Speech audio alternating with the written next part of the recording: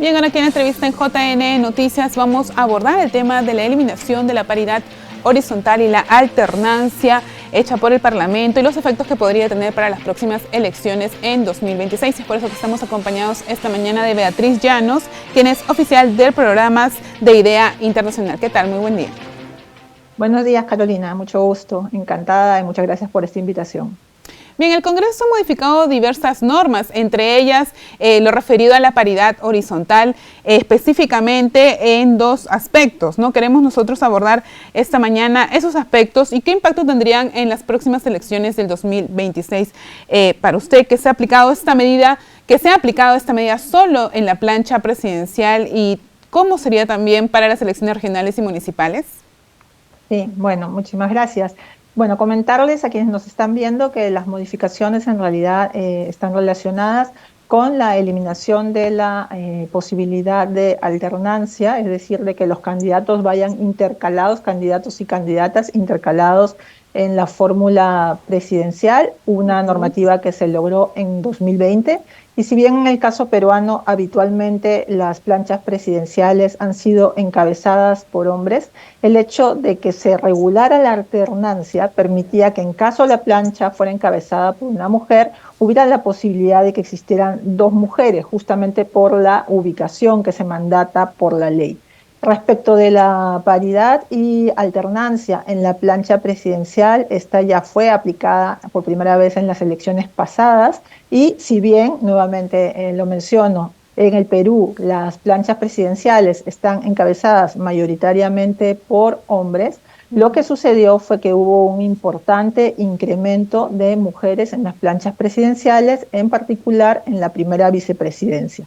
De hecho, las cifras históricas señalan que mientras a lo largo de las diferentes elecciones no habíamos superado el 20% de mujeres en cargos de vicepresidencia, en las últimas elecciones fue un número de 16 mujeres. Es decir, la norma mostró claramente su impacto, puesto que mandató a los partidos a incluir mujeres en las planchas presidenciales, cosa que no sucedía en la magnitud que sucedió en las elecciones pasadas.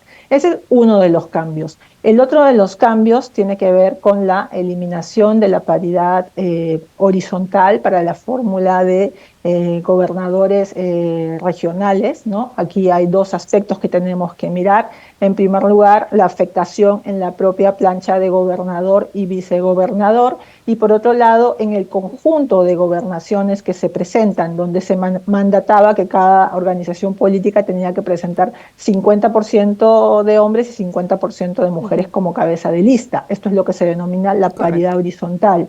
Nuevamente aquí lo que vamos a ver a futuro serán los resultados, pero esta norma también ya había tenido un importante impacto de incremento de presencia de mujeres en las elecciones previas. De hecho, hemos tenido niveles inéditos de mujeres en cargos de vicegobernaciones, cosa que nunca habíamos tenido, y lo que sucede nuevamente es que están en vicegobernaciones porque las cabezas de la lista suelen estar encabezadas por hombres.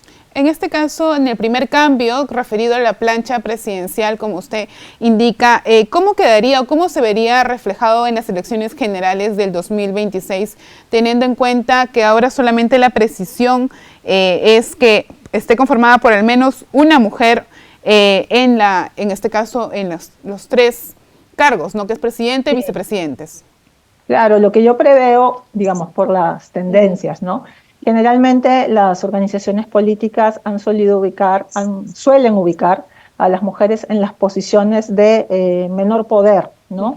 Justamente este tipo de normativa es para asegurar que las mujeres estén en mejores posiciones o posiciones de mayor poder o tengan acceso incluso a la competencia electoral en una magnitud similar a nuestro peso poblacional.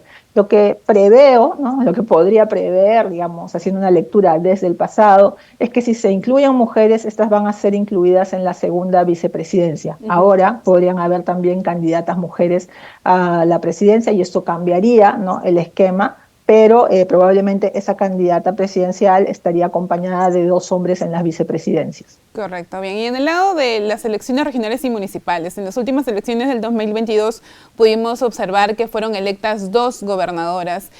¿Cómo sería para estas elecciones subnacionales con esta nueva modificación? ¿Habría el riesgo que también no podría ser elegida quizás ninguna gobernadora, o cuál sería la aplicación de esta modificación? ¿Cuál sería el peligro de que sea aplicada? Bueno, en realidad nosotros no, la norma es perfectible, pero además no solamente se trata de la norma, ¿no?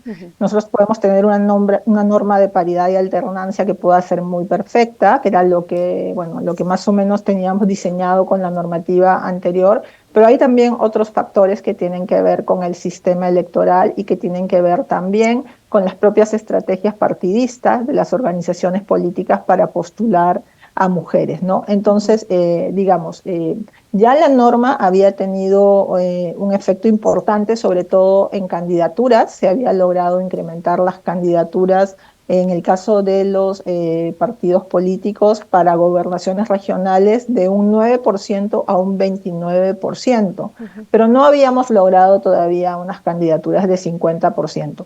Con este debilitamiento de la norma, con esta apertura a un retroceso, lo que yo preveo es que se va a nominar aún menos mujeres, porque esto tiene que ver con una cultura política, organizacional de los partidos políticos. Es decir, estas normas existen justamente porque la oferta de las organizaciones políticas no es lo suficientemente equilibrada, no se presenta el mismo porcentaje de hombres y de mujeres, y en particular esto es más grave cuando se trata de cargos ejecutivos, ¿no? Como por ejemplo las alcaldías e incluso las gobernaciones regionales.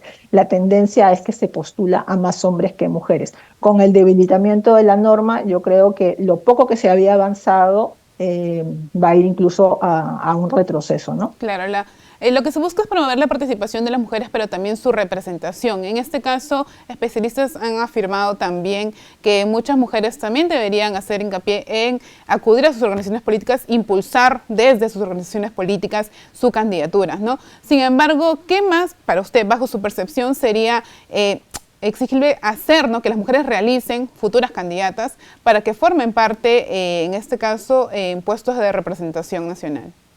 Sí, entiendo las invocaciones que se han hecho a las organizaciones políticas y por supuesto podría compartirlas. Es decir, las mujeres tienen que trabajar dentro de sus organizaciones políticas, pero también sabemos de las barreras que hay dentro de las organizaciones políticas, ¿no? Y justamente estas normas se han regulado no solamente en el Perú, sino también a nivel de toda América Latina, justamente para que haya un piso normativo y un piso de protección hacia las mujeres y garantizar, más allá de la voluntad de los partidos, que puede ser muy voluble, en algunos casos pueden ser partidos con mayor apertura o con menor apertura, pero lo que hace la ley es obligar a todas las organizaciones políticas a tener un criterio de paridad y un criterio de alternancia. Lo que yo diría es que, por supuesto, se puede apelar a la voluntad de los partidos y al trabajo interno dentro de los partidos, pero también creería que desde el Ejecutivo se podría hacer algo más. Como sabemos, no se observó la ley, esta ley pudo ser observada por parte del Ejecutivo, eso no se produjo,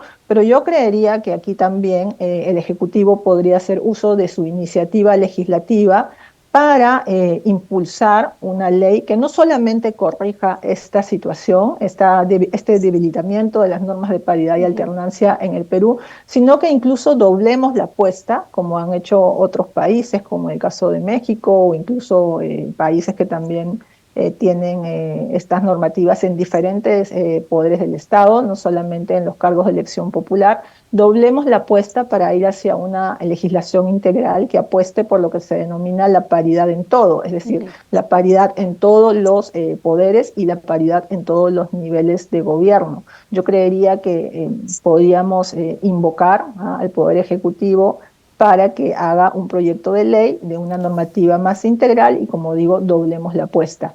Y otra cuestión que creo que también sería importante es que este tipo de normativas han sido constitucionalizadas en países como, por ejemplo, México, también en países como Ecuador, y entonces eso lo que permite es tener una mayor protección de este tipo de normas, con lo cual, digamos, no están sujetas a los vaivenes de las voluntades políticas a nivel legislativo. Claro, es importante también revisar a nivel comparado cómo se da en otros países para poder copiar ejemplos y poder también mejorar nuestra legislación electoral. Muchas gracias a usted por la entrevista. Conversamos con Beatriz Llanos, quien es oficial de programas de IDEA Internacional. Muchas gracias.